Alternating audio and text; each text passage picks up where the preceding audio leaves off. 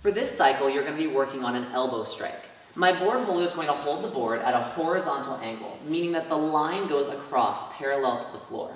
If I'm using my right elbow, I want to make sure that I use the edge of my elbow on the flat section, not the point. So again, I'm going to be turning my arm over.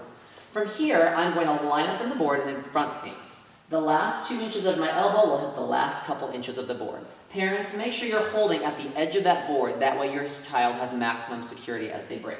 Similar to throwing a ball or swinging a bat, I will twist my hips and go through the target all together, looking like that for an elbow strike board break. For this board break option, you're going to be working on a jump side kick. This is very similar to the regular side kick that you learned in intermediate, except you're going to have to jump first for a little extra height. My partner is going to hold the board horizontally, making sure that the line goes parallel to the floor, and keeping that line as high as the top of my shoulder. This is the height necessary in order to test for your next belt for this board break. Once the board has been secured, I'm going to measure up by stretching my arm out with my toes together. As before, you can also stretch out the board by reaching your leg all the way out till your ankle goes through, and then putting your feet together. The goal is not just that you hit the board, but penetrate through.